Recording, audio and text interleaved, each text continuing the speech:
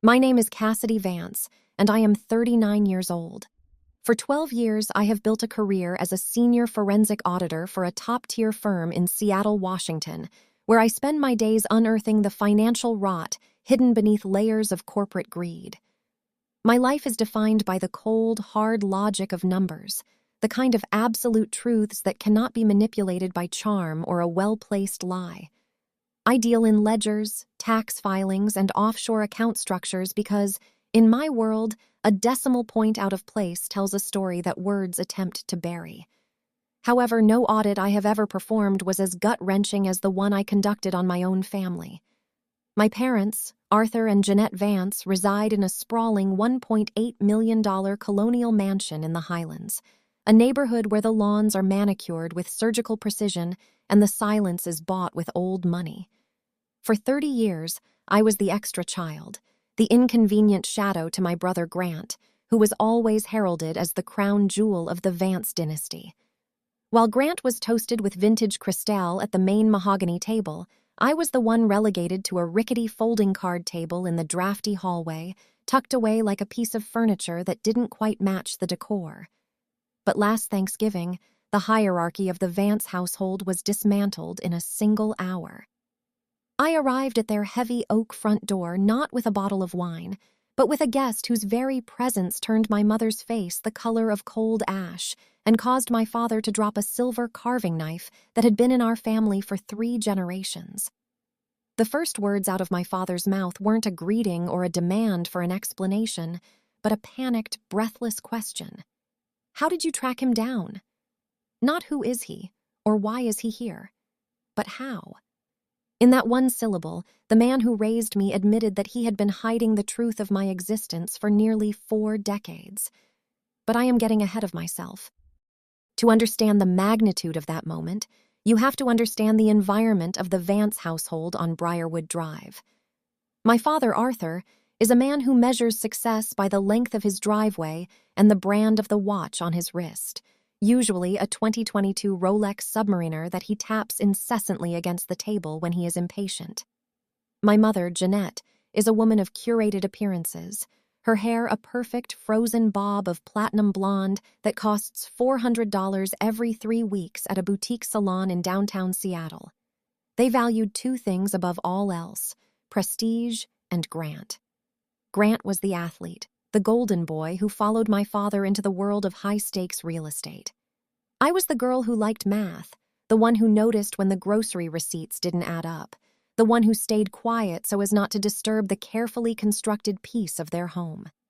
Every holiday was a performance. I remember Thanksgiving of 2012 sitting at that same card table in the hallway, listening to the muffled laughter of 25 relatives in the dining room. I was 25 then, a junior auditor at a small firm making $65,000 a year and feeling like a millionaire because I had finally escaped that house. I sat there eating my turkey off a paper plate because Jeanette didn't want to clutter the main table with an extra setting, while Grant sat at the head next to Dad, discussing his new 2012 BMW M3. I wasn't just the second choice. I was the person they forgot to invite until the last minute, the one who was expected to show up, be grateful for the scraps, and disappear when the photos were taken. The catalyst for the audit of my life began on a rainy Tuesday in October, 3 weeks before the final Thanksgiving. I was at my desk in our offices on 4th Avenue, staring at a 2024 Dell Ultra-Sharp monitor, when an email from an ancestry service I'd used months ago flagged a high-probability parental match. I expected to see Arthur's name, or perhaps a distant cousin from my mother's side in Virginia. Instead, the name that appeared was Elias Thorne, a 64-year-old retired landscape architect living in a modest cabin outside of Bellingham. The DNA match was 99.9%. My pulse hammered against my ribs, a rhythmic thud that drowned out the hum of the office air conditioning. I am a forensic auditor. I do not believe in glitches. I spent the next 72 hours and $4,000 of my savings hiring a private investigator to pull birth records, hospital logs from the night I was born at Swedish Medical Center, and the employment history of my mother in the early 80s. What I found was a trail of breadcrumbs so deliberate it was nauseating. My mother hadn't just had an affair. She had been in love with Elias, a man who worked as a gardener for her parents. When she fell pregnant, Arthur, who was then a rising star in his father's firm, offered her a deal: marriage, wealth, and a name for the baby, provided Elias was erased from the map. They paid him off, a $30,000 settlement in 1984, the equivalent of nearly $90,000 today, and told him the baby hadn't survived the birth. I didn't call them. I didn't scream. I did what I do best. I gathered the evidence into a leather-bound folio. I took a Friday off and drove my 2023 graphite gray Volvo XC60 up to Bellingham. The drive was 2 hours of agonizing silence, the windshield wipers slapping against the glass in a frantic rhythm. When I met Elias, the first thing I noticed was his hands. They were calloused and stained with earth, the hands of a man who built things with his own strength, not with someone else's money. He looked at me, and for the first time in 39 years, I saw my own eyes looking back at me. Not the cold, calculating blue of Arthur Vance, but a warm, deep amber. He didn't know I existed. When I showed him the DNA results on my iPad, he sat down on a weathered cedar bench and wept. He told me about the girl he had lost, the woman Jeanette used to be before she became a trophy wife in a mahogany-lined prison. He told me he had never married, never had other children, because he was still mourning the daughter he thought was buried in a small plot in Seattle. That brings us back to the mahogany-lined prison on Briarwood Drive. It was 3 p.m. on Thanksgiving Day. The air was crisp, smelling of wood smoke and the expensive pine scent Jeanette sprays on her curtains. I pulled my Volvo into the driveway, parking it behind Grant's 2024 black Porsche Cayenne. My heart was a stone in my chest. Elias sat in the passenger seat, wearing a clean, pressed flannel shirt and a look of terrified resolve. I gripped the steering wheel so hard my knuckles turned white, the leather of the Volvo's interior creaking under the pressure. I looked at him and said, "They told you I died so they could keep their reputations. Today, I'm coming back to life." We walked up the limestone path, past the designer pumpkins and the ornate wreath on the door. When the maid, a woman named Maria who had worked for the Vances for 15 years, opened the door, she froze. She looked at me, then at Elias, and her hand went to her mouth. She remembered him. I walked past her into the foyer. The house was filled with the smell of roasting turkey and expensive Chardonnay. In the dining room, the table was set for 16. The centerpiece was a sprawling arrangement of lilies and gold-painted gourds that probably cost more than my first car. Arthur was at the head, his Rolex catching the light as he carved the bird with a silver knife that glinted with a menacing sharpness. Jeanette was laughing at something Grant's fiancé said, her hand resting on a crystal glass of wine. Then they saw us. The laughter didn't just stop. It was sucked out of the room as if someone had opened a vacuum. Arthur's grip on the carving knife faltered, and the blade hit the china platter with a jarring, metallic clang that seemed to echo for an eternity. Jeanette's face went through a terrifying transformation, the blood draining from her cheeks until she looked like a wax figure melting under the heat of the chandelier. "Cassidy," she whispered, her voice cracking like dry parchment. "What is this? Who is this man?" But she knew. Her eyes were fixed on Elias, and in that look, I saw 30 years of guilt crash into the present. Arthur stepped forward, his face turning a mottled purple, the veins in his neck bulging against his silk tie. He didn't look at me with the usual disdain or the practiced indifference of a man who forgot my birthday 3 years in a row. He looked at me with pure, unadulterated fear. That was when he asked it. "How did you track him down?" The room went silent. The relatives, the cousins, the business associates from the real estate firm, they all stopped mid-chew. Grant stood up, his face a mask of confusion, looking between Arthur and the stranger in the flannel shirt. I reached into my bag and pulled out the leather folio. I didn't throw it. I placed it on the white linen tablecloth right next to the gravy boat that cost $200 at Williams-Sonoma. "I'm a forensic auditor, Dad," I said, my voice steady and cold as a winter morning in the Sound.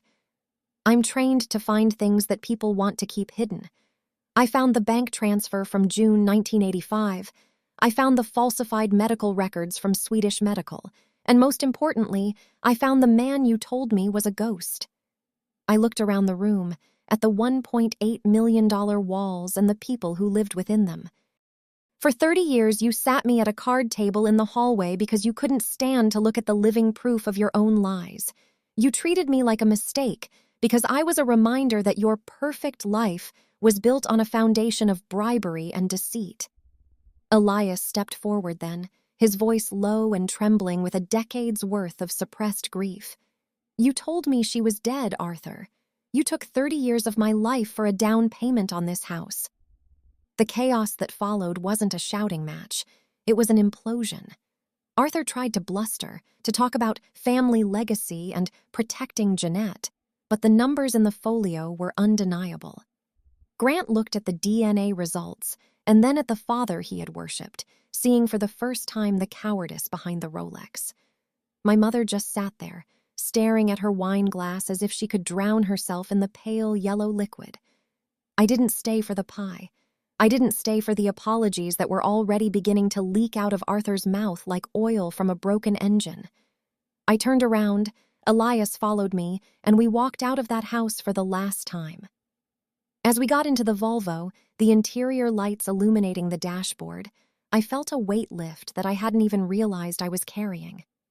My name is Cassidy Vance. I spent my life looking for a place at a mahogany table, only to realize that the table was rotten to the core. Family isn't the name on a birth certificate or the wealth inherited through silence. Family is the truth you are willing to stand by when the world is watching. And as I drove away from Briarwood Drive, the red taillights of my car disappearing into the Seattle mist, I knew that for the first time in 39 years, I wasn't the extra child. I was the one who finally balanced the books. Growing up in the shadow of the Vance legacy, I learned very early on that affection was not an inherent right, but a tiered subscription service, and I was perpetually stuck on the basic plan while my brother Grant enjoyed the premium all-access executive suite. To my parents, Arthur and Jeanette, the value of a child was measured in the prestige they brought back to the $1.8 million colonial mansion on Briarwood Drive, and Grant was a walking billboard for their perceived perfection. I remember the humid afternoon of Grant's college graduation in 2018, a day that felt more like a royal coronation than an academic milestone, where the air was thick with the scent of freshly cut grass and the clinking of expensive crystal. As the sun beat down on the manicured lawn, Arthur led the entire extended family to the driveway with the theatrical flourish of a ringmaster, revealing a 2018 Alpine white BMW M3 wrapped in a massive red silk bow, a $65,000 reward for simply finishing a degree that Arthur's connections had largely secured for him anyway. I stood at the edge of the crowd, my hands stuffed into the pockets of a $20 dress from a clearance rack, feeling the familiar, hollow ache of being the invisible daughter. My own graduation from the University of Washington a few years prior had been marked not by a luxury vehicle or a celebratory toast, but by a cold, utilitarian handshake and a reminder that I needed to find a job quickly because the grace period on my student loans was ticking down. While Grant spent his weekends racing his new car through the winding roads of the Pacific Northwest, I was working 60-hour weeks, juggling my entry-level role as a junior auditor with a secondary job at a high-end tax prep office in downtown Seattle, just to chip away at the $42,300 in student debt that hung around my neck like a millstone. My parents never offered to help with my tuition, claiming they wanted me to learn the value of $1. Yet they had no problem paying off Grant's credit card bills when his lifestyle exceeded his entry-level salary at Arthur's firm. The disparity wasn't just in the big-ticket items. It was woven into the very fabric of our daily existence, a constant, low-frequency hum of psychological erosion. I remember a specific Tuesday evening 4 years ago, sitting in my cramped 600-square-foot apartment in Queen Anne, staring at a flickering 2019 MacBook Air as I pored over my parents' financial distress signals. Arthur's architectural firm, Vance and Associates, had hit a significant slump following a botched commercial project in Bellevue, and the bravado he usually wore like a suit of armor was starting to crack at the seams.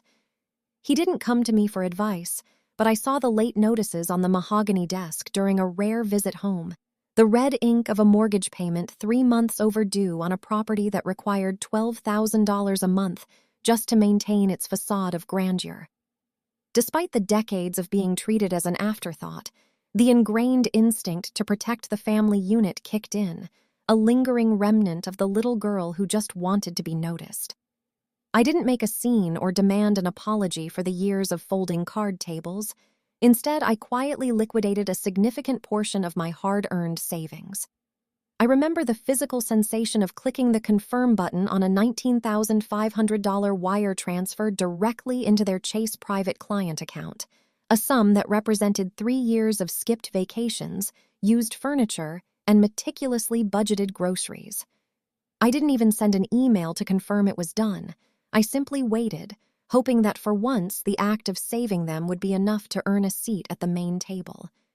But the Vance family does not deal in gratitude. They deal in the preservation of the myth. A month later, during the Christmas Eve dinner where the house was draped in $3,000 worth of professional floral arrangements and the scent of expensive mulled wine, Jeanette stood up to give the annual family toast. She looked radiant in a deep emerald velvet gown, her Rolex lady date just sparkling under the warm glow of the Swarovski chandelier. She raised her glass, not toward me, but toward Grant, who was nursing a glass of 20-year-old Macallan. With a voice trembling with performed emotion, she told the gathered relatives that the family had faced some dark financial clouds earlier that year, but that Grant's unwavering success and his bright future had inspired the family to push through the hardship. She credited his mere existence as the catalyst for their survival, completely erasing the fact that it was my $19,500 that had kept the lights on and the bank from foreclosing on their precious status symbol. I sat there, positioned once again at the far end of the table, my throat tight with a scream that I refused to let out, watching as my cousins toasted to Grant's inspirational spirit. I was the safety net they used to catch their fall, only to be folded up, shoved into a dark closet, and ignored the moment they were back on solid ground. My mother never looked at me, never acknowledged the transfer, and never whispered a thank you while we cleared the plates. In her mind, and in Arthur's, my contribution was simply what was expected of the reliable one, a utility to be exploited rather than a person to be loved. This was the status quo of being the second-tier Vance. You were the silent engine that kept the luxury car running, while the golden child sat in the driver's seat and took all the credit for the destination. I began to realize that my parents didn't see me as a daughter. They saw me as an insurance policy, a buffer against the reality of their own failures. Arthur would often lecture me on the importance of frugality and living within one's means, while he drove a 2022 Mercedes-Benz S-Class that he couldn't actually afford without the quiet infusions of cash I provided when the firm's billables were low. The psychological toll of this gaslighting was immense, creating a fractured sense of self where I felt both indispensable and utterly worthless. I spent my 34th birthday auditing a complex hedge fund portfolio in a glass-walled office overlooking the Sound, eating a soggy deli sandwich alone, while my social media feed was flooded with photos of Arthur, Jeanette, and Grant celebrating at Canlis, an elite restaurant where the tasting menu alone costs more than my monthly car insurance. They hadn't even called to wish me a happy birthday, likely because they were too busy basking in the glow of Grant's latest promotion, a title change that came with no new responsibilities but allowed Arthur to brag to his country club friends. The injustice wasn't just about the money, it was about the systematic erasure of my identity. In every family photo displayed on the grand piano, Grant was center stage, usually holding a trophy or wearing a graduation gown, while I was often cropped out or partially obscured by a stray floral arrangement. Jeanette would spend hours discussing the intricacies of Grant's dating life or his potential for a partnership at the firm. But when I tried to talk about my work as a senior forensic auditor, work that required a level of intellectual rigor and integrity that neither Arthur nor Grant possessed. She would simply glaze over and ask if I had gained weight, or if I was still using that cheap drugstore shampoo. I was the extra, the character in the background of their movie who didn't get any lines but was expected to move the furniture between scenes. I started to keep a secret ledger of my own, not of finances, but of every slight, every forgotten milestone, and every dollar I funneled into their sinking ship. It wasn't for revenge at first. It was for sanity, a way to prove to myself that I wasn't crazy, that I was indeed the one holding the walls up while they danced in the ballroom. I remember one cold January morning when the Seattle fog was so thick you couldn't see the needles of the evergreens. Arthur called me, his voice sounding uncharacteristically small. He didn't ask how I was. He asked if I could look over some tax documents for the firm. As I spent my entire weekend deconstructing the mess he had made of his payroll taxes, realizing he owed the IRS nearly $30,000 in back taxes due to sheer negligence, I felt a simmering rage finally begin to boil. I fixed the error, saved him from a devastating audit, and sent the corrected files back with a brief note. His only response was a text message. "Got it. Thanks. Tell your mother if you're coming for Sunday dinner, we need you to bring the extra chairs from your apartment." No mention of the hours I'd spent, no offer to pay for my professional services, just a request for more labor and more furniture. It was in that moment, staring at the blue light of my phone in the quiet of my living room, that the first seeds of the Thanksgiving audit were planted. I realized that as long as I played the role of the silent savior, they would continue to treat me like a servant. I was 35 years old, a woman who could dismantle a multi-million-dollar fraud scheme with a few keystrokes, yet I was still letting my parents treat me like a broken toy. The hyper-realism of my life was a stark contrast to their curated fantasy. My world was one of precise calculations, the smell of burnt coffee in the office break room, and the tactile reality of hard work. Their world was one of credit limits pushed to the brink, the scent of Jeanette's Joe Malone peony and blush suede perfume masking the smell of a house they couldn't afford to heat properly in the winter, and the hollow echoes of a family that only loved when the cameras were on. I began to distance myself, not through anger, which they could easily dismiss as Cassidy being emotional, but through the cold, clinical detachment of my profession. I stopped sending the extra money. I stopped answering the frantic late-night calls about financial advice. I watched from the sidelines as the cracks in the Vance mansion began to widen, the stucco of their reputation peeling away to reveal the rot beneath. I knew that eventually the bill would come due, and I was making sure that this time I wouldn't be the one signing the check. I was preparing for the ultimate audit, the one where the currency wasn't dollars, but the truth of who we really were to each other.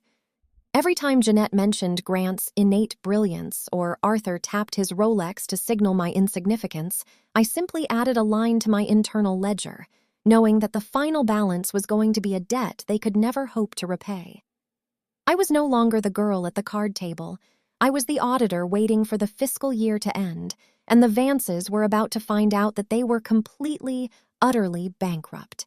The clock on the mantel, a heavy Victorian pendulum piece that Arthur had purchased at an auction in London for $7,000, struck 4 p.m., but the true breaking point of my life occurred exactly 15 minutes later at 4:15 p.m. last November. The atmosphere in the dining room of the Briarwood mansion was suffocating, thick with the heavy, savory scent of a 24-pound organic turkey and the cloying sweetness of Jeanette's signature glazed yams, yet the air felt frigid as a tomb. My father, Arthur, stood at the head of the long mahogany table, his posture rigid and his 2022 Rolex Submariner glinting under the harsh light of the Swarovski crystal chandelier. He held a 2018 Chateau Mouton Rothschild, a bottle of Bordeaux that I knew for a fact retailed for $520 at the boutique cellar in downtown Seattle, though he had bragged to the guests that he'd secured a case of it for a steal. He poured the deep, blood-red liquid into a series of Riedel Sommelier Series glasses with a steady, practiced hand, his movements calculated to draw every eye in the room toward him. I was not at that table. I was relegated to a gray plastic folding chair tucked next to the mahogany coat rack in the hallway, a position that allowed me to see the festivities through the arched doorway but ensured I remained a peripheral shadow in the Vance family portrait. As the wine breathed in the glasses, Arthur cleared his throat, a sound that commanded immediate silence from the 16 relatives and business associates seated on the upholstered velvet chairs. He looked directly at my brother, Grant, who sat to his right in a tailored charcoal suit that cost more than my first 3 months of rent in Queen Anne. Arthur's face softened with a pride he had never once directed toward me, a warmth that was reserved exclusively for the son who shared his chin and his capacity for deception. With the Bordeaux glass raised high, Arthur announced that he and Jeanette had finalized the restructuring of the family trust and the deed to the Whidbey Island vacation home, a stunning 3-acre waterfront property with a private dock and a cedar-shingled guest house. These assets, which I had personally appraised during my private audit as totaling roughly $2.4 million in current market value, were to be passed entirely and exclusively to Grant. The room seemed to shrink as Arthur spoke the words that would officially sever my connection to the family's future, his voice resonating with a terrifying finality that echoed off the crown molding and the silk wallpapered walls. He didn't just announce a financial decision, he issued a decree of worth. Arthur looked around the table, his gaze lingering on the various cousins and the wealthy neighbors, before finally landing on Grant with a look of predatory satisfaction. "He is the true carrier of the Vance legacy," Arthur declared, his voice booming with a false sense of nobility.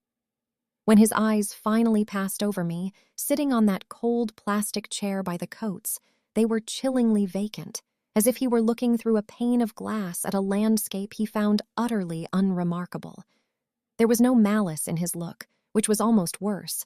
There was only a profound, calculated absence of recognition. It was the look of a man who had already erased a person from his ledger, a forensic deletion of a human being who didn't fit the brand. In that moment, the $19,500 I had wired them to save their mortgage felt like a searing brand on my skin, a reminder of my own desperate, pathetic hope that I could buy my way into their hearts. I realized then that my perceived inadequacy wasn't a failure of my character, my intellect, or my professional achievements as a senior forensic auditor. It was a premeditated, systematic exclusion based on a truth I was only beginning to uncover. The Whidbey Island home wasn't just a house. It was the site of every childhood memory where I had been the spectator to Grant's triumphs. I remembered the summer of 2005, watching from the rocky shore as Arthur taught Grant how to pilot their 2004 Sea Ray Sundancer, the engine roaring as they skipped across the gray waters of the Sound, while I was told to stay back and help your mother with the linens. I remembered the sound of the wind through the Douglas firs and the smell of salt air, a place I had loved despite the loneliness I felt there, now signed away to the brother who had never worked a day in his life to earn it. Grant smirked, a small, subtle upturn of his lips that signaled his total victory, and he raised his glass to Arthur, the sunlight from the bay window catching the gold of his signet ring. Jeanette nodded in approval, her fingers nervously smoothing the white linen tablecloth as she avoided looking in my direction, her silence a loud, ringing endorsement of my father's cruelty. The injustice of it was a physical weight, a pressure in my chest that made it difficult to draw a full breath of the expensive, climate-controlled air. I sat there, my hands folded in my lap, observing the scene with the clinical detachment I used when documenting a massive embezzlement scheme. I noted the way the cousins whispered to each other, the way the light hit the silver serving platters, and the precise moment the realization crystallized in my mind. They didn't hate me because I was a disappointment. They hated me because I was a witness to the lie of their perfection. My existence was a variable that didn't balance their equation. Arthur's architectural firm was a hollow shell of its former glory.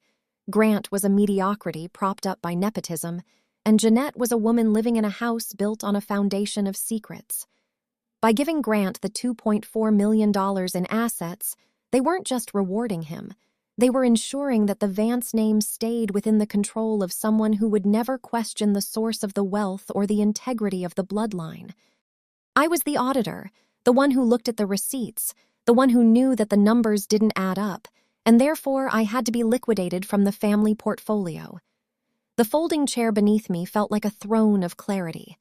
For 39 years, I had tried to fit into a mold that was designed to break me, thinking that if I just worked harder, saved more, or stayed quieter, I would eventually be invited to sit on one of those velvet chairs. But as Arthur poured more of that $500 wine for a son who couldn't even explain the basics of a real estate contract, I saw the Vance legacy for what it truly was, a high-priced facade maintained by the exploitation of the reliable ones. I looked at the coat rack, seeing my own modest black wool coat hanging next to Arthur's heavy cashmere overcoat and Jeanette's fur-trimmed parka, and I realized I didn't want to belong to this house anymore. The $19,500 was gone, a sunk cost in a failing venture, but the information I had gathered was worth far more. I had the DNA results, I had the bank records from 1985, and I had the address of a man in Bellingham who had spent 30 years believing his daughter was a memory in a graveyard. As the dinner progressed into the main course, the clinking of silverware against fine china sounding like the ticking of a clock, I felt a strange, cold peace settle over me. I wasn't the victim of a family feud. I was the protagonist in a long-overdue restructuring. Every slight I had endured, from the paper plates to the ignored birthdays, was a line item in a massive debt they owed me, and the interest had been compounding for decades. Arthur continued to toast to Grant's future, discussing plans to renovate the Whidbey Island dock with a new hydraulic lift for a 2024 Grady White Freedom 325 that Grant had been eyeing, a boat that cost $350,000. They were already spending the inheritance of a legacy that was built on a lie, unaware that the auditor was sitting 10 feet away, meticulously preparing the final report. I watched Jeanette laugh a little too loudly at one of Grant's mediocre jokes, her eyes darting toward the hallway for a split second before she snapped them back to the table, her guilt a visible flicker in the candlelight. I didn't need their Bordeaux or their mahogany table. I had something far more powerful: the truth. As the 4:15 p.m. decree settled into the bones of the house, I made a silent vow that I would be the last person to ever hold the Vance family accountable. I would show them that you cannot balance a life using fraudulent numbers. I would show them that blood isn't just a biological connection, it's a debt of honor, and they were completely insolvent. I gripped the edges of my plastic folding chair, the cheap material digging into my palms, and I smiled to myself. They thought they had just secured the future of their dynasty by cutting me out, but in reality, they had just removed the only person who was keeping the whole structure from collapsing. The $2.4 million in assets didn't matter because the foundation was made of sand, and I was the only one who knew where the leaks were. The betrayal was complete, the bloodline decree was signed, and now the only thing left to do was to present my findings to the board. I was Cassidy Vance, and I was about to perform the most aggressive audit of my career, starting with the man holding the $500 bottle of wine. The betrayal at the dinner table had been a sharp, jagged wound, but it was nothing compared to the cold, clinical silence of the data that followed 3 weeks later. I have always lived my life by the numbers, believing that if you account for every decimal and verify every signature, the world will eventually make sense. But I was unprepared for the moment my own biological makeup became the ultimate red flag in the audit of my existence. It started with a routine medical screening at St. Vincent's Medical Center in Seattle, a simple follow-up for a persistent kidney inflammation that I had ignored for months while focusing on my parents' failing finances. When the results were uploaded to my patient portal on a damp Tuesday afternoon, I wasn't looking for a family secret. I was looking for my creatinine levels. However, as I scrolled through the laboratory report on my 2024 Dell Ultra-Sharp monitor, my eyes snagged on a detail so basic, yet so incongruous that it felt like stumbling over a billion-dollar discrepancy in a petty cash fund.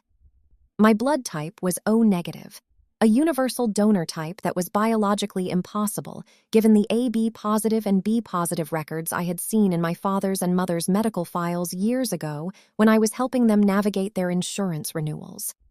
In that moment, the senior forensic auditor in me didn't panic. She didn't weep or call out for a mother who had already pushed her to the hallway card table.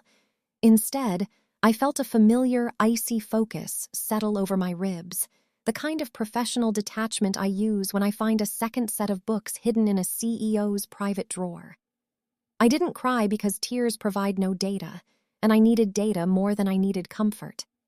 I moved with the calculated precision of a woman who knew exactly how to dismantle a lie. I immediately went to a local pharmacy and purchased a $199 DNA kit, the kind with the sleek blue packaging that promised to unlock the secrets of the past with a simple cheek swab. I sat in my 2023 graphite gray Volvo XC60 in the parking lot, the rain drumming a rhythmic, accusing beat against the sunroof, and I followed the instructions with surgical care. I swiped the sterile brush against the inside of my cheek, sealed the vial, and dropped it into a blue USPS mailbox before the sun had even set over the sound. The 3-week wait that followed was an exercise in extreme psychological endurance. I went to work at the firm, I analyzed the tax returns of multinational corporations, and I even attended a brief, stilted Sunday brunch at the Vance Mansion, where Arthur bragged about the new 2024 Chevrolet Tahoe High Country he was planning to buy for the Whidbey Island house. I watched him tap his Rolex against the mahogany table, a gesture of dominance I had endured for 39 years, and I felt a strange, detached pity for him.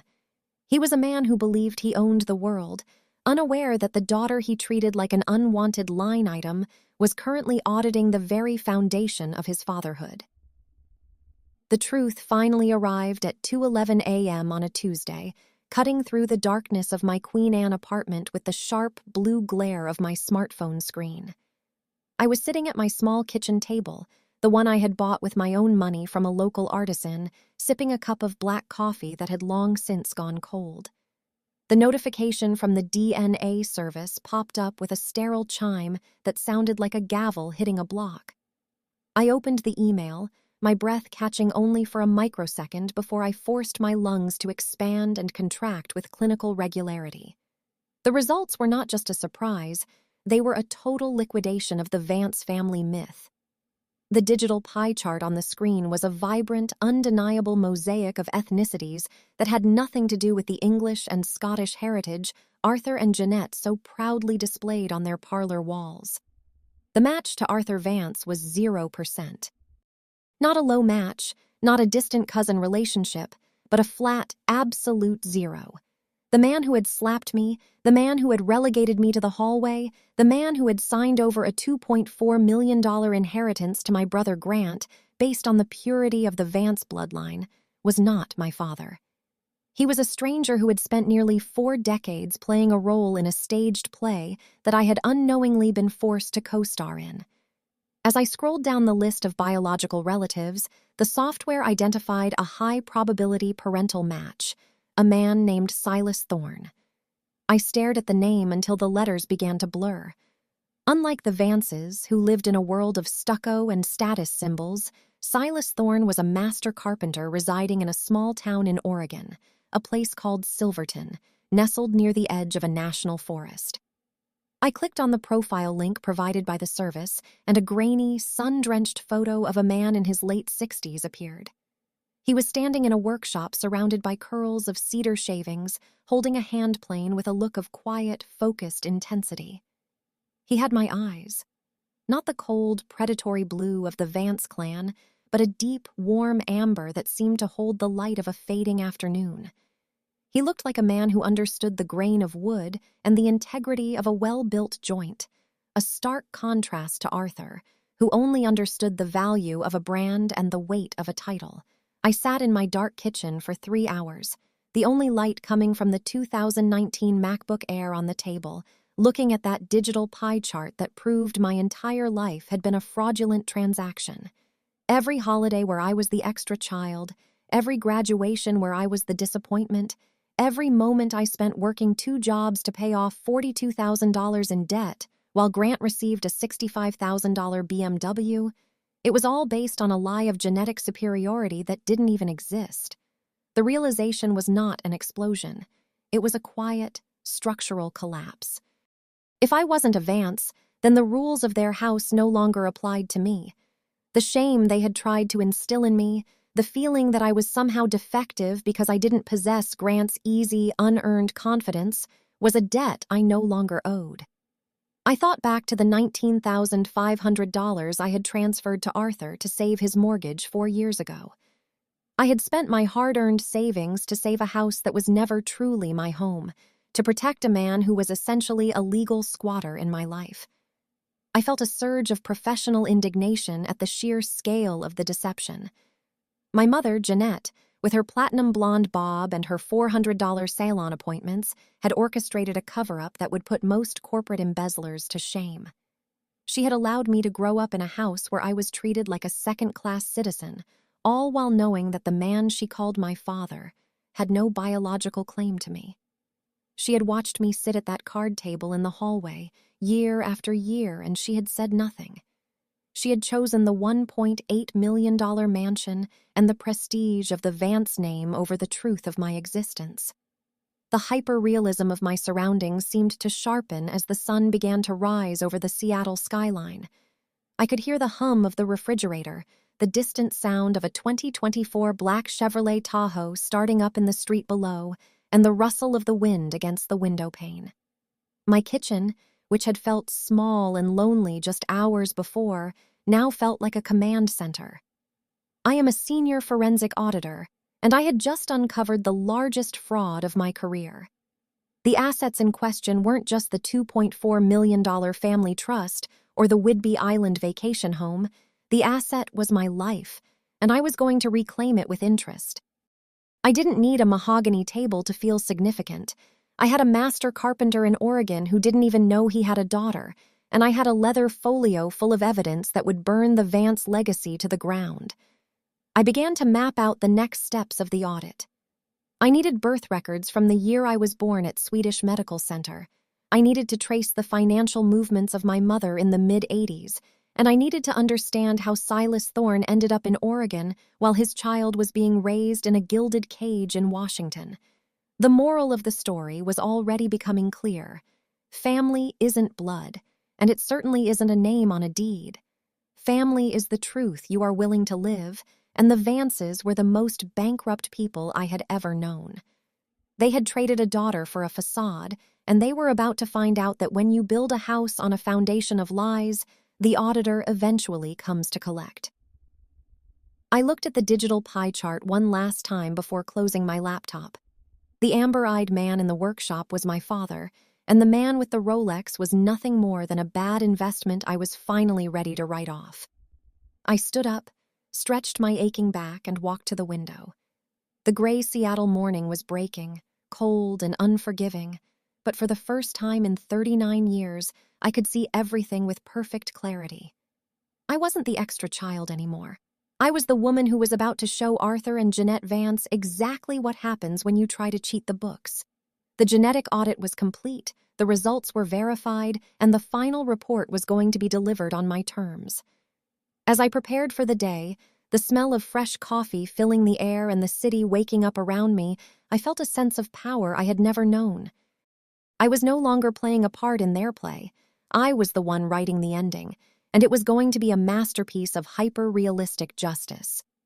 Finding the man who was my biological father was not the cinematic reunion I had imagined in the rare moments I allowed myself to daydream as a child, but rather a quiet, devastating confirmation of the architectural precision of the Vance family's lies.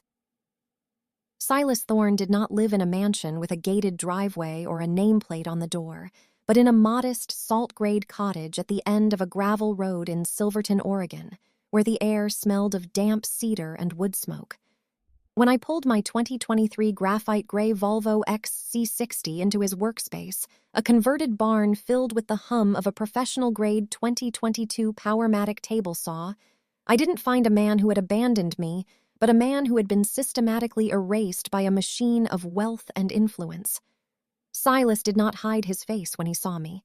Instead, he dropped a hand-rubbed walnut chair leg and stood perfectly still.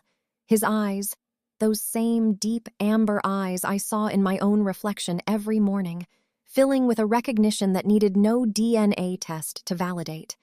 He led me to a corner of his workshop, a place he called his evidence locker, which was actually an old fireproof sentry safe tucked beneath a workbench covered in chisels and hand planes. Inside, he didn't have gold or stocks. He had a stack of 22 certified letters, their envelopes yellowed at the edges but the stamps still vibrant, each one addressed to my childhood home on Briarwood Drive between the years of 1985 and 1998. Every single one of them had been returned to him, unopened, with the word refused scrawled across the front in my mother's elegant, unmistakable cursive script, the same handwriting she used to sign my permission slips and my brother's birthday cards. The weight of those letters in my hands was heavier than any audit I had ever performed, representing 14 years of a father trying to reach a daughter who was being told he was a ghost. I realized that my mother, Jeanette, hadn't just moved on. She had actively patrolled the borders of my life like a warden, intercepting the truth before it could ever reach the hallway where I sat at my card table. To ensure my arsenal was complete before the final confrontation, I spent $3,500 of my own savings to hire a high-end private investigator in Seattle who specialized in deep tissue public records retrieval. Within 10 days, he pulled the original 1985 divorce decree and, more importantly, the fraudulent abandonment filings that Jeanette and Arthur's high-priced legal team had submitted to the King County Superior Court to scrub Silas's name from my birth certificate. The documents were a masterpiece of legal fiction, claiming that Silas had vanished into the ether, leaving no forwarding address and expressing no interest in the child he had fathered. I stared at the digital scans of those forged signatures on my 2019 MacBook Air, noting the precise dates that coincided with the very weeks Silas was sending those certified letters from Oregon. It was a calculated, multi-year conspiracy to trade my biological heritage for the Vance family brand, a transaction where I was the commodity and Silas was the liability to be liquidated. By the time Thanksgiving arrived this year, I was no longer the invisible daughter seeking a crumb of approval. I was a senior forensic auditor walking into a closing meeting with a manila folder that contained the power to bankrupt a 39-year-old dynasty. I parked my Volvo behind Grant's 2024 black Porsche Cayenne, the sleek German engineering looking like a toy compared to the heavy truths I was carrying in the passenger seat. I didn't enter through the side door like I usually did to avoid tracking mud on the white silk rugs. I walked straight through the front oak doors, my heels clicking with a sharp, rhythmic authority against the marble foyer. The house was filled with the usual suspects, the wealthy neighbors in their cashmere sweaters, the cousins sipping $200 Napa Valley Cabernet, and my brother Grant holding court near the fireplace as he discussed the upcoming $2.4 million inheritance as if he had already spent it. In my hand, the manila folder felt like a live wire, containing the DNA report that proved my 0% match to Arthur, the forged court documents that exposed their legal fraud, and 3 of those original certified letters from Silas that had been refused with such cold-blooded efficiency. I waited until the moment was perfect, until the heavy Victorian pendulum clock struck the hour and the entire room fell into that expectant silence that precedes the main course. I looked at Arthur, who was adjusting his 2022 Rolex Submariner and preparing to lead the procession to the dining room, and then at Jeanette, who was fussing over a centerpiece of white hydrangeas that cost more than Silas's monthly mortgage. They looked like the epitome of success, a curated image of American royalty, but as I adjusted my grip on the folder, I saw them for what they actually were, 2 people who had built a life on the stolen years of a father and the orchestrated loneliness of a daughter. I didn't feel the old familiar pang of being the extra child or the urge to apologize for my presence. I felt the cold, exhilarating clarity of a woman who had finally balanced the books and was about to present the final, unchangeable total. Every slight I had endured, from the student loans I paid off myself to the $19,500 I gave them to save a house that was a monument to their deceit, was a line item in the debt they were about to pay. I walked toward the mahogany table, the manila folder tucked under my arm, prepared to show the Vance family that the one thing they couldn't bribe or bury was the truth once an auditor had decided to bring it to light. The air in the dining room was thick with the scent of a 24-pound heritage turkey and the expensive wood smoke of the fireplace. But as I stood at the threshold, the warmth felt like a calculated lie. My mother, Jeanette, looked up from her crystal wine glass, her platinum bob perfectly in place, and offered me that thin, practiced smile that never quite reached her eyes, the one she used when she wanted to remind me I was tolerated but not invited. Arthur was already at the head of the table, his hand resting on the back of his upholstered velvet chair like a king on a throne, oblivious to the fact that his kingdom was built on the equivalent of subprime genetic debt. I didn't wait for a seat to be offered, and I certainly didn't look toward the hallway card table. I stepped into the light of the Swarovski chandelier, the manila folder now resting on the white linen tablecloth, its presence a stark, clinical intrusion among the fine china and silver salt shakers.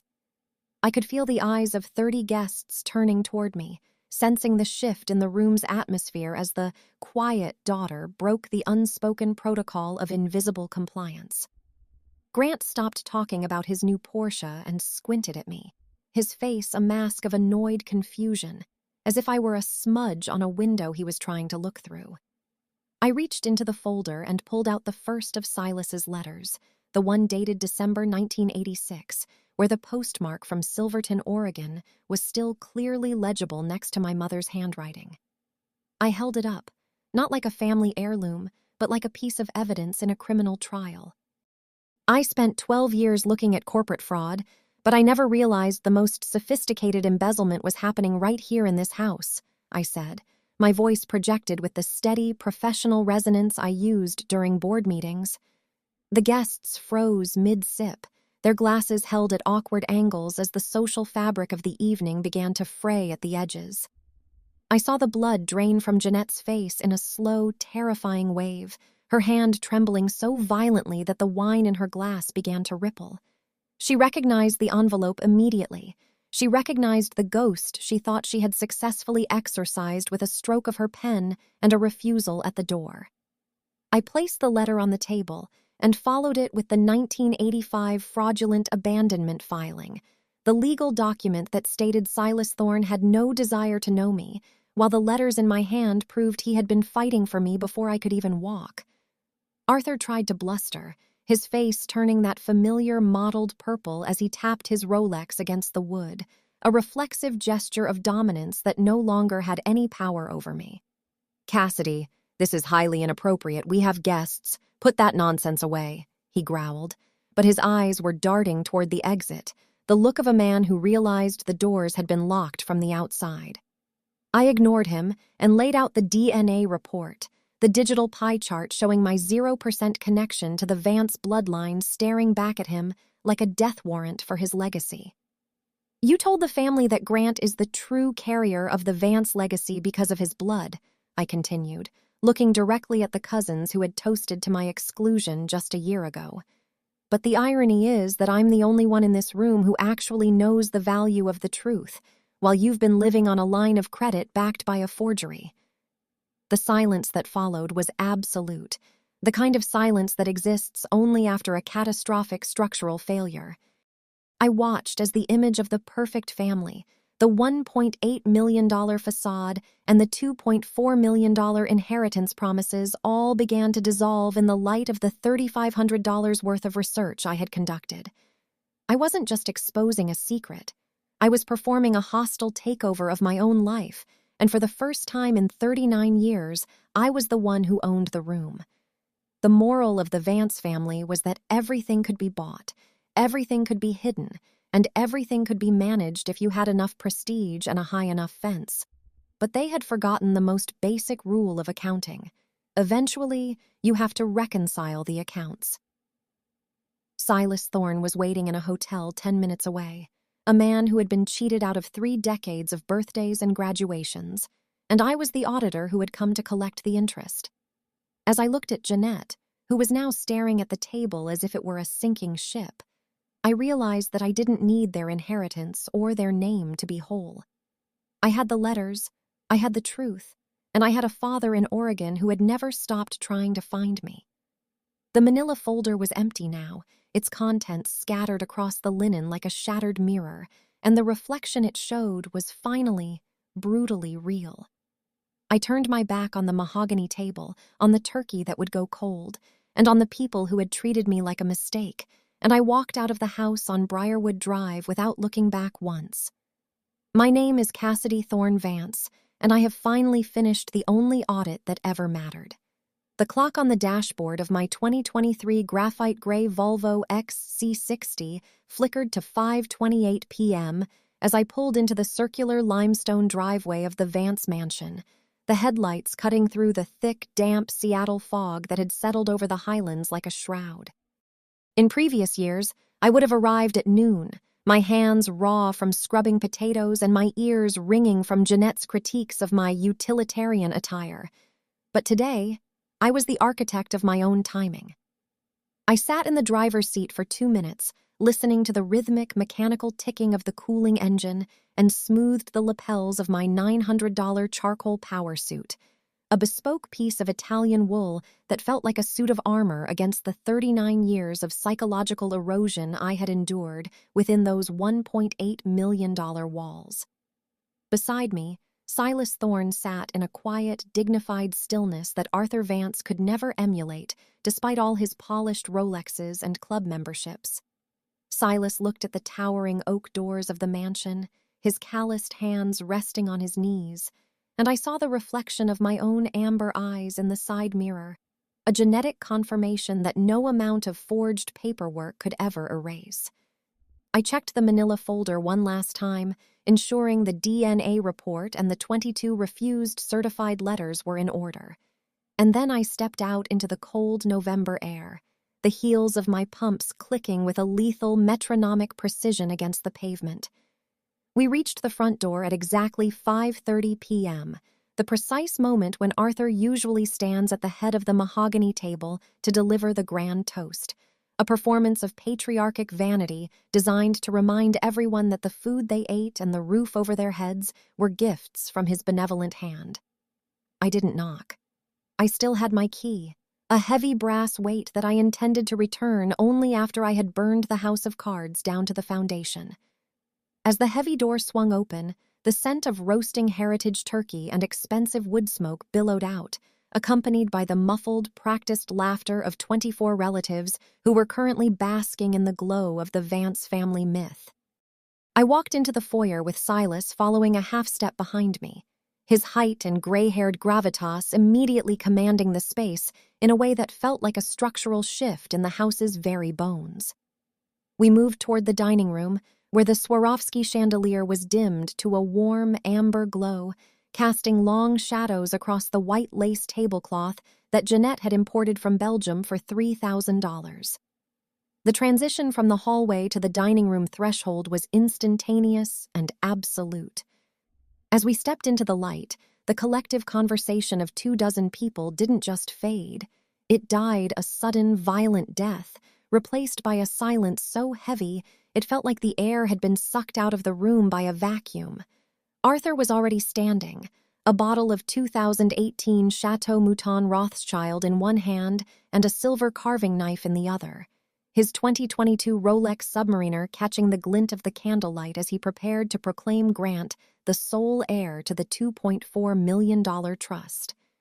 He froze, the knife suspended in midair like a prop in a play that had just gone horribly off script, his eyes darting from my charcoal suit to the tall, weathered man standing behind me. But it was my mother, Jeanette, whose reaction provided the most visceral evidence of the crime she had committed nearly 4 decades ago. She was sitting to Arthur's right, her platinum bob perfectly coiffed, holding a crystal glass of Pinot Noir that retailed for $85 a bottle. When her eyes met Silas's, the blood didn't just leave her face. It seemed to evaporate, leaving her skin the color of a guttering candle. Her hand began to shake with a violent, rhythmic tremor, a neurological betrayal of her carefully curated composure, and the crystal glass slipped from her fingers. The sound of the glass shattering against the edge of the mahogany table was like a gunshot, a sharp, crystalline explosion that sent shards of leaded glass skittering across the floor. Approximately $15 worth of Pinot Noir erupted across the pristine white lace tablecloth, the deep crimson liquid soaking into the delicate fibers and spreading outward in a jagged, irregular circle that looked exactly like a fresh, weeping wound. No one moved to clean it. No one spoke a word of comfort. The relatives, the cousins who had laughed at my card table in the hallway, the aunts who had whispered about my plainness, and Grant, who sat there with his mouth slightly agape, all stared at the man in the flannel shirt who possessed the exact same facial structure as the woman they had spent years treating like an unwanted extra. I felt a surge of cold forensic triumph as I looked at the red stain on the lace, thinking about the $19,500 I had given these people to keep this very table from being repossessed by the bank. I wasn't the daughter they had tucked away anymore. I was the auditor who had arrived with the true patriarch, and the accounts were finally being called into question. I walked toward the table, my footsteps the only sound in the room, and I didn't look for a folding chair in the hallway. I stood at the foot of the table, opposite Arthur, and placed my leather folio directly onto the lace, right at the edge of the wine stain. Silas stood beside me, his presence a silent, towering accusation that seemed to make the high ceilings of the mansion feel claustrophobic and small. "I'm sorry we're late," I said, my voice projecting with a clinical, unshakable steady state that I had perfected over a decade of dismantling corporate lies. "But I realized that before you toasted to the future of the Vance legacy, we needed to have a conversation about its history." Arthur's knuckles were white as he gripped the carving knife, his face turning a mottled, dangerous purple that clashed with his silk tie. "Cassidy, get this. This person out of my house this instant," he hissed, the word person dripping with a desperate, failing elitism. But Silas didn't flinch. He looked at Arthur with the calm, observant gaze of a man who had spent 30 years working with his hands and knew exactly how much pressure a joint could take before it snapped. The hyper-realism of the moment was staggering. The way the candlelight reflected in the spilled wine, the smell of the iron-rich Pinot Noir mixing with the sage of the stuffing, and the faint, high-pitched ringing in the ears that comes with a sudden adrenaline spike. I reached into the folio and pulled out the DNA results, the document that proved I had 0% of Arthur's blood in my veins, and I slid it across the table toward him. It didn't stop until it hit the base of a silver candlestick. "You've spent 39 years telling me I didn't belong at this table because I wasn't enough like you," I said, looking from Arthur to Jeanette, whose eyes were fixed on the wine stain as if she could disappear into the red silk. "And you were right. I'm not a Vance. I'm the daughter of a man you lied to, a man you tried to bribe into silence, and a man whose letters you refused for 14 years while you took my money to pay your mortgage." A collective gasp rippled through the relatives, the sound of 30 years of secrets finally hitting the floor and shattering. Grant tried to stand up, his face a mask of panicked aggression as he realized the $2.4 million inheritance was suddenly tethered to a crumbling foundation. "This is a lie, Dad. Tell her she's crazy," he stammered, his 2024 Porsche Cayenne lifestyle flashing before his eyes like a dying dream. But Arthur couldn't speak. He was staring at Silas, seeing the man he had erased in 1985 standing in his dining room like a ghost made of flesh and bone. The power dynamic in the room had shifted so violently that the physical furniture seemed to groan under the weight of it.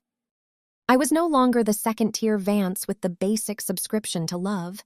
I was the senior forensic auditor who had just performed a hostile takeover of the family narrative. I looked at the 22 certified letters I had placed on the table, their yellowed envelopes a stark contrast to the white lace, and I felt a profound sense of closure. Every refused scrawled in Jeanette's handwriting was a debt that was now due in full, with decades of compounded interest in the form of my stolen childhood.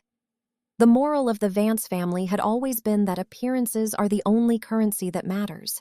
But standing there in my $900 suit, I realized that truth is the only asset that doesn't depreciate. Jeanette finally looked up, her eyes rimmed with red, her makeup beginning to smudge at the corners, and for the first time in my life, I didn't see a mother. I saw a defendant. She looked at Silas, and a small, broken sound escaped her throat. Not a plea for forgiveness, but the sound of a woman who had finally run out of lies to tell. Arthur dropped the carving knife, the silver blade hitting the china platter with a jarring, final clang that echoed through the silent house. The grand toast was over before it had even begun. I reached out and took Silas's hand, his skin rough and real, a reminder of the life I should have had, and I felt a warmth that had never existed in this house. We didn't need their inheritance, their $1.8 million mansion, or their approval. We had the evidence, we had the bloodline, and we had the afternoon light fading over the sound. As the red wine continued to spread across the Belgian lace, I knew that the Vance dynasty didn't end with a bang or a toast. It ended with an audit that they simply couldn't survive. I was Cassidy Thorne, and I was finally going home. The silver carving knife lay abandoned on the hand-painted porcelain platter like a discarded prop from a play that had just been forcibly canceled, and the silence that filled the Vance dining room was no longer the polite quiet of a wealthy family. It was the heavy, pressurized stillness of a courtroom just before a verdict is read.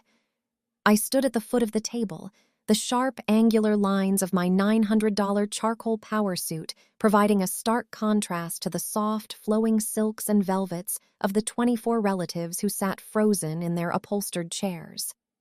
I looked directly at Arthur, whose face had transitioned from a mottled purple to a sickly, translucent gray, his 2022 Rolex Submariner ticking away the seconds of his dying reputation. I didn't raise my voice. As a senior forensic auditor, I knew that the most devastating truths are always delivered with the steady, unshakable rhythm of a heartbeat. "I'd like to propose a different toast," I said, my voice resonating through the $1.8 million mansion with a clinical authority that made the Swarovski crystal pendants of the chandelier hum in sympathy. I didn't reach for a wine glass filled with $85 Pinot Noir. Instead, I reached into my leather folio and pulled out 10 high-quality color copies of my DNA results, each one stapled to a high-resolution scan of the returned certified letters from 1994, the paper crisp and expensive between my fingers. With the calculated efficiency of a woman performing a final public accounting, I began to pass the documents down both sides of the long mahogany table, the sliding sound of the paper against the white Belgian lace acting as a funeral dirge for the Vance family legacy. I watched my Aunt Eleanor, a woman who prided herself on knowing every branch of our genealogical tree, lean forward and adjust her designer spectacles as she looked at the DNA pie chart that showed a 0% match to Arthur. Her breath hitched in a jagged, audible gasp as her eyes flicked from the document to Silas Thorne, who stood behind me like a living monument to the truth she had helped bury. She recognized him. I saw it in the way her hand flew to her throat, her fingers fumbling with a strand of saltwater pearls. Beside her, Grant's smug, self-assured smile, the one he had worn since Arthur announced the $2.4 million inheritance, didn't just fade, it vanished, replaced by a mask of primitive, wide-eyed terror as the realization began to sink in that his golden future was built on the shaky foundation of a literal kidnapping and a multi-decade fraud. He looked at the 1994 letter, the one where Jeanette had scrawled "refused" in her elegant hand while Silas was desperately trying to send me a birthday card, and for the first time in his life, the golden boy realized he was holding a handful of ash. I turned my gaze back to Arthur, who was leaning heavily against his chair, his hands trembling so violently that he had to grip the mahogany wood to keep from collapsing. I looked at him not with the anger of a daughter, but with the cold, detached observation of an auditor who has just uncovered a massive, systemic embezzlement of a human life. "You called Grant the true legacy because you knew I wasn't yours," I said, the words cutting through the scent of roasting turkey and expensive wood smoke like a surgical blade. "You spent 39 years treating me like an unwanted line item, relegating me to a card table in the hallway and making me pay my own way through $42,000 in student loans, all to maintain the fiction of your perfect bloodline. But the real crime, Arthur, isn't that you didn't love me. It's that you were perfectly happy to exploit me." I paused, letting the weight of my words settle over the room, the silence so absolute I could hear the hum of the refrigerator in the distant kitchen. "You knew I wasn't a Vance, yet 4 years ago, when your firm was failing and your mortgage was 3 months overdue, you sat at this very table and watched me transfer $19,500 of my hard-earned savings into your account. You didn't stop me, you didn't tell me the truth, and you didn't even say thank you while you let your wife tell everyone that Grant's success was what saved the family. The hyper-realism of the betrayal was laid bare in the flickering candlelight, reflecting off the silver salt shakers and the faces of relatives who were now looking at Arthur and Jeanette as if they were strangers." I stepped closer to the table, my heels clicking against the hardwood with a lethal, rhythmic precision. "That isn't the behavior of a father, Arthur. That is the behavior of a con artist who treats his own children like a revolving line of credit." I reached into the folio one last time and pulled out the 1985 fraudulent abandonment filing, the document that Jeanette had signed to scrub Silas's name from my birth certificate while he was living in a modest cabin in Oregon, believing I had died in the hospital. I watched my mother's face crumple, the platinum bob and the $400 salon color no longer able to mask the raw, ugly guilt that was pouring out of her. She looked at Silas, the man she had traded for a mansion and a reputation, and she finally realized that the bill had come due with decades of compounded interest. The $2.4 million trust, the Whidbey Island vacation home, the 2024 Chevrolet Tahoe, none of it mattered anymore because the currency of the Vance name had just been declared worthless by the very person who had spent her life trying to protect it. I felt Silas's hand rest on my shoulder, his touch warm and grounded, a stark contrast to the cold, sterile environment of the Briarwood mansion. He didn't say a word, but his presence was a roar of confirmation that silenced every lie Arthur had ever told. I looked at the 10 copies of the evidence scattered across the table, mixed with the spilled Pinot Noir and the fine china, and I realized that the public accounting was complete. I had dismantled their $1.8 million facade with $3,500 worth of research and the courage to stop seeking approval from people who were fundamentally bankrupt. I saw Aunt Eleanor whispering to her husband, her eyes darting toward the door as she realized the social standing of the Vances was currently dissolving in real time. Grant was staring at his plate, his hands flat on the table, looking like a man who had just seen his entire life's bank account balance drop to zero. The moral of the story was etched into every shocked face in the room. You cannot build a dynasty on a foundation of stolen time and forged signatures, because eventually an auditor will walk through the door and demand to see the original books. I didn't wait for a rebuttal because there was no defense for the evidence I had presented. I looked at Jeanette, who was now weeping silently into a lace napkin that cost more than my first month's rent, and then at Arthur, who looked smaller and older than I had ever seen him, his Rolex looking like a shackle rather than a trophy. "I'm done paying for your lies," I said, my voice dropping to a whisper that carried more power than any shout. "I'm taking my father home, and I'm taking my name with me." I turned my back on the mahogany table, on the grand toast that would never happen, and on the people who had treated me like a mistake for 39 years. As I walked out of the dining room, Silas by my side, I felt a sense of lightness that was almost intoxicating, a total liquidation of the shame I had carried since childhood. We walked through the foyer, past the ornate wreath and the designer pumpkins, and out into the crisp, honest air of the Seattle night. Behind us, the mansion was silent, a hollow shell of a legacy that had finally been audited to death. My name is Cassidy Thorne, and I have spent my life dealing with numbers because they don't lie.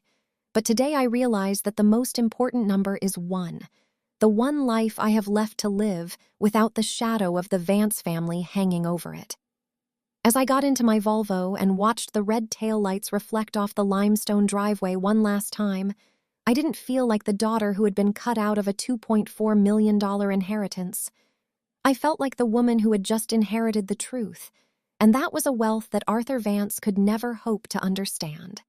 I drove away from Briarwood Drive, the engine of my car a steady, reassuring hum, and I didn't look back at the dark windows of the house. The audit was over, the books were balanced, and for the first time in 39 years, I was no longer a variable in someone else's fraudulent equation. I was free, I was whole, and I was finally, undeniably, my father's daughter. The Vance dynasty had ended not with a bang, but with a quiet, clinical admission of its own insolvency, and I was the one who had finally turned off the lights. The air outside the Vance mansion was cold, crisp, and carried the sharp, honest scent of a Pacific Northwest winter, a stark contrast to the suffocating layers of expensive perfume and decades of stagnant lies I had left behind in the dining room. I walked out of that $1.8 million tomb without a single backward glance, the heavy oak doors thudding shut with a finality that echoed in my very bones. Behind those doors, my mother, Jeanette, was still hyperventilating into a $300 Belgian silk napkin, her perfectly coiffed platinum bob finally coming undone as the reality of her exposure began to set in.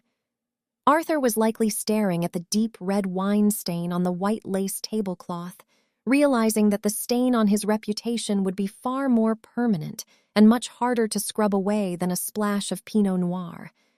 I didn't wait for the inevitable excuses, the frantic gaslighting, or the hollow apologies that always follow a high-stakes audit when the guilty party is finally cornered.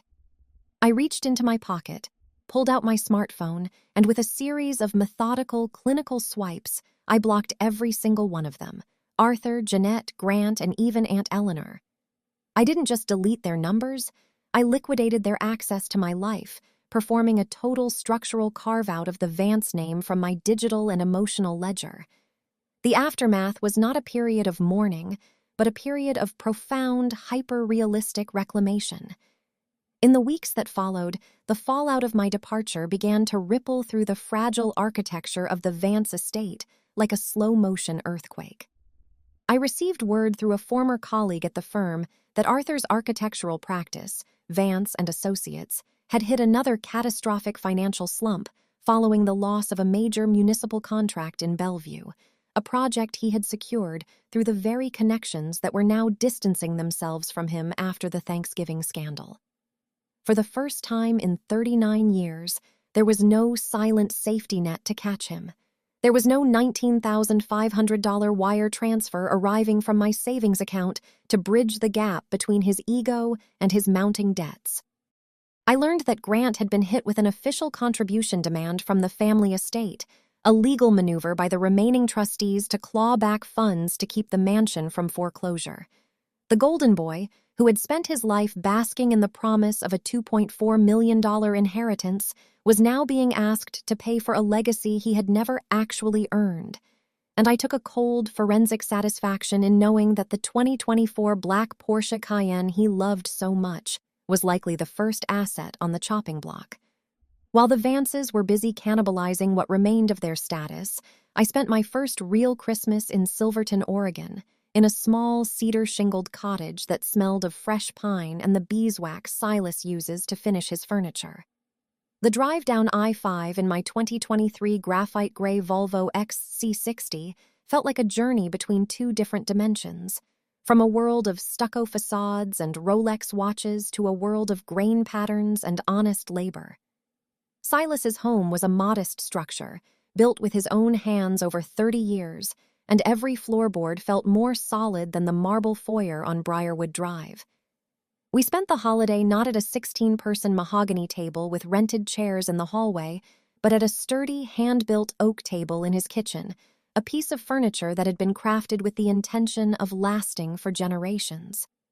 There was no crystal glass of Pinot Noir, only 2 heavy ceramic mugs filled with dark coffee and the quiet, rhythmic sound of the wind through the Douglas firs outside. We spent the hours bridging a gap that was 30 years wide, not through dramatic declarations of love, but through the patient exchange of technical details. He taught me how to identify the difference between heartwood and sapwood, and I explained to him the intricacies of how I had tracked the 1985 bank transfers that proved he had been defrauded. The transition from the extra child to a daughter was a slow, deliberate process of recalibration. I had spent my entire adult life believing that my value was tied to my utility, to my ability to fix the mistakes of a family that didn't want me.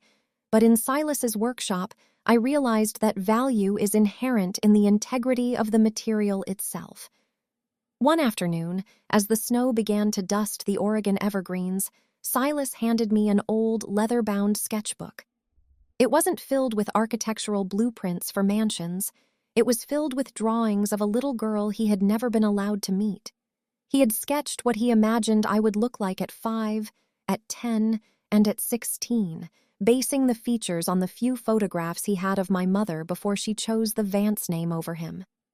Looking at those sketches, I realized that while I was sitting at a card table in the hallway in Seattle, a man in Oregon had been building a shrine to my existence in the margins of his life.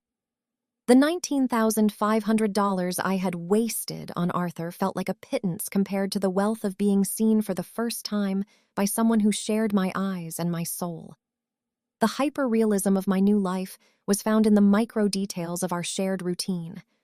I watched the way Silas moved, noting the same economy of motion I used when I was deep into a complex audit. I saw how he organized his tools with a precision that mirrored my own spreadsheets, a genetic echo that had survived 30 years of suppression. We didn't talk much about Arthur or Jeanette. They had become irrelevant variables in a settled equation. Instead, we talked about the future. I helped him set up a digital inventory for his custom furniture business on a new 2024 iPad Pro, using my professional skills to ensure that the man who had been cheated out of his past would have a secure financial future. It was the first time I had ever used my talents for someone who didn't view them as a tool to be exploited, but as a gift to be respected. I finally understood that I hadn't been a black sheep because of some inherent flaw in my character. I was simply a creature of depth and substance who had been born into a flock of hollow, gilded decoys. I had spent 39 years trying to change my wool when I should have been looking for a different field. By the end of December, the $1.8 million mansion on Briarwood Drive was reportedly being prepped for sale, the Vance legacy being liquidated piece by piece to satisfy the creditors that Arthur could no longer hide from.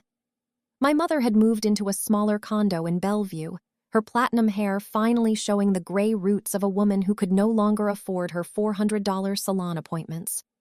Grant was working a standard 9-to-5 job at a mid-sized brokerage, his 2024 Porsche replaced by a sensible used sedan that didn't require a trust fund to maintain. They were finally experiencing the reality that I had lived my entire life, the reality of having to earn your place and account for every cent. I felt no malice toward them, only the profound clinical detachment of an auditor who has finished a difficult project and moved on to a more promising client. My name is Cassidy Thorne, and for the first time in my life, I am not the daughter of a name. I am the daughter of a man who makes things that endure. Standing in Silas's workshop, the smell of fresh cedar shavings clinging to my $900 suit, which I now wore only for the pleasure of its craftsmanship, not as a shield, I looked at the empty chair at the head of his table and realized it was waiting for me. I had traded the hallway chair, the paper plates, and the cold, transactional love of the Vances for a seat at a table where the conversation was as solid as the wood it was made of. The moral of my story is a simple calculation of worth. Family isn't the blood that is forced upon you, but the people who refuse to let the truth go cold.